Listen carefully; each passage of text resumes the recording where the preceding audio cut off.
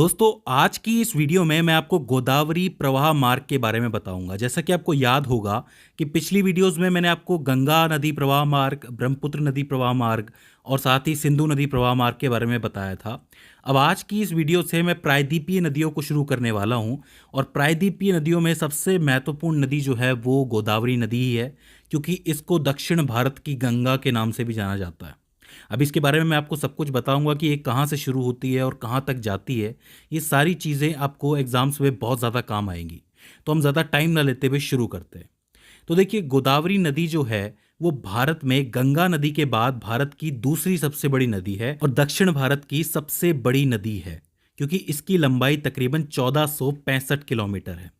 मैं आपको बता दूं कि इसका जो उद्गम है वो महाराष्ट्र से शुरू होता है। महाराष्ट्र के नासिक जिले में त्र्यंबकेश्वर नाम की एक जगह है जहाँ पे ब्रह्मगिरी पर्वत है, वहां से इसकी शुरुआत होती है। ये जो त्र्यंबकेश्वर है, यहीं पे 12 ज्योतिर्लिंगों में से एक ज्योतिर्लिंग है, आपको पता होगा इसके बारे में। तो यहीं से इसकी शुरुआत होती है। अगर प्रवाह की बात करें तो गोदावरी नदी मुख्यतः 4 राज्यों से होकर गुजरती है। एक तो महाराष्ट्र, जहाँ से इसकी शुरुआत होती है। थोड़ा सा ये छत्तीसगढ़ से भी होकर गुजरती है, बहुत हल्का सा सीमा से गुजरती है। फिर ये तेलंगाना जाती है, आंध्र प्रदेश जाती है और आंध्र प्रदेश से ये बंगाल की खाड़ी में जाती है। इस नदी के तट पर बहुत से महत्वपूर्ण शहर बसे हुए हैं, जैसे कि नासिक, नागपुर, औरंगाबाद, नांदेड़, बालघाट और राजमुंद्री। तो अपने आप में एक बहुत ही ज़रूरी नदी हो जाती है। इसके अलावा मैं आपको बता दूं कि ये जो पूरा दक्षिण भारत का एरिया है, उसमें ज़्यादातर जो पानी है वो इसी की तरफ बहना शुरू करता है, क्योंकि आपको पता होगा कि ये जो एरिया है वो थोड़ा सा इस पूर्वी घाट की तरफ झुका हुआ है। तो ज़्यादातर पानी जो है वो पूर्वी घाट की तरफ ही जाता है। तो इसी वजह से कई सारी नदियां जो है गोदावरी की तरफ आती हैं और गोदावरी में आके मिलती हैं। तो कौन कौन सी हैं गोदावरी नदी की सहायक नदियां और कहाँ कहाँ मिलती हैं, ये हम समझने की कोशिश करते हैं। तो देखो, त्र्यंबकेश्वर से ये चलना शुरू करती है और ये महाराष्ट्र को पार करके तेलंगाना और फिर आंध्र प्रदेश जाती है और यहाँ कहीं बंगाल की खाड़ी में मिलती है। त्र्यंबकेश्वर से 65 किलोमीटर दूर नासिक में इससे आके एक नदी मिलती है, जो कि है दारना नदी, जो कि आपके दाएं तरफ से आती है। ये जो नदी है ये कलसबाई चोटी के आसपास से निकलती है और गोदावरी नदी के अंदर जाके नासिक में मिल जाती है। ठीक है। इसके बाद थोड़ी दूरी पे एक और नदी निकलती है, जिसको प्रावरा नदी के नाम से जाना जाता है। ये नदी थोड़ा आगे जाके प्रावरा संगम पे मिलती है, लेकिन ये नदी अकेले नहीं आती है। इसके साथ एक और नदी आती है जिसका नाम है मूला नदी। तो मूला और प्रावरा आपस में मिलती है और प्रावरा संगम में जाके मिल जाती है।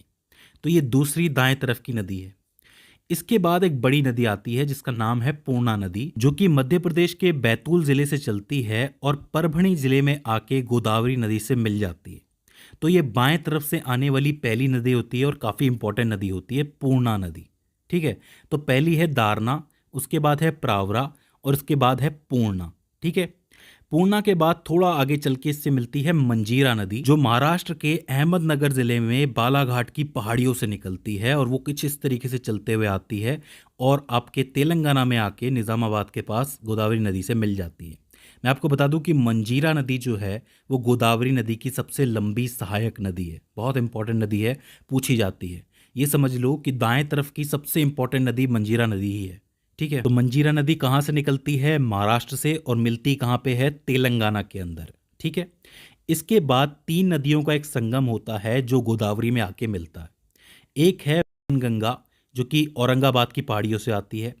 एक है वर्धा नदी, जो कि मध्य प्रदेश से आती है, मध्य प्रदेश के ज़िलों से आती है। तो ये दोनों आपस में आकर के मिलती हैं। ठीक है। इसके बाद ये मिलके वेनगंगा से मिलती है। वेनगंगा जो है वो मध्य प्रदेश के सिवनी जिले से आती है, महादेव पहाड़ियों से निकलती है। तो वेनगंगा, पेनगंगा और वर्धा तीनों आकर के मिल जाती हैं महाराष्ट्र और तेलंगाना की सीमा पे। ये तीनों मिलके एक नदी बनाती हैं जिसका नाम है प्राणहिता नदी। इसका नाम आपने सुना होगा, काफ़ी इंपॉर्टेंट नदी है। प्राणहिता नदी जो है वो तेलंगाना के कालेश्वरम में आकर के गोदावरी नदी से मिल जाती है। चलिए फिर से समझ लेते हैं। पहले पेनगंगा निकलती है और फिर वर्धा निकलती है, दोनों आपस में मिल जाती हैं। फिर ये आगे चल के वेनगंगा से मिलती हैं और प्राणहिता नदी बनाती हैं। ये प्राणहिता नदी जो है वो तेलंगाना के कालेश्वरम में जाके गोदावरी से मिल जाती है। तो एक काफ़ी इंपॉर्टेंट 3 नदियों का संगम है जो मिलता है गोदावरी से। तो इस चीज़ को आपको याद रखना। ठीक है। तो यहाँ तक हमारी एक बात पूरी हो जाती है। इससे थोड़ा आप आगे जाओगे तो यहीं से ऊपर की तरफ से, बाएं तरफ से ही इंद्रावती नदी आती है।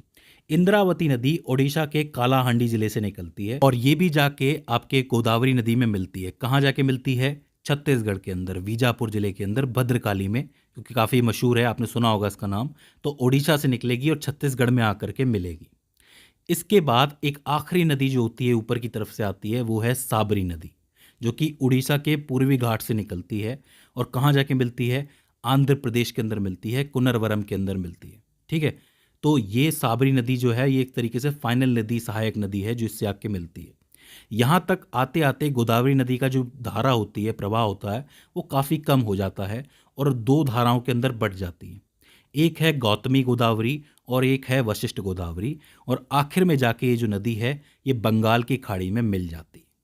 तो इस तरीके से ये जो दक्षिण भारत की गंगा है ये अपना सफ़र तय करती है। तो दोस्तों, मुझे उम्मीद है कि आपको ये पूरा रास्ता समझ में आया होगा, पूरा नक्शा समझ में आया होगा। अगर इसके बाद भी इसके अंदर आपको कोई क्वेरी आती है तो आप हमें कमेंट सेक्शन में बता सकते हैं। तो दोस्तों, आज की इस वीडियो के अंदर बस इतना ही। See you in the next one.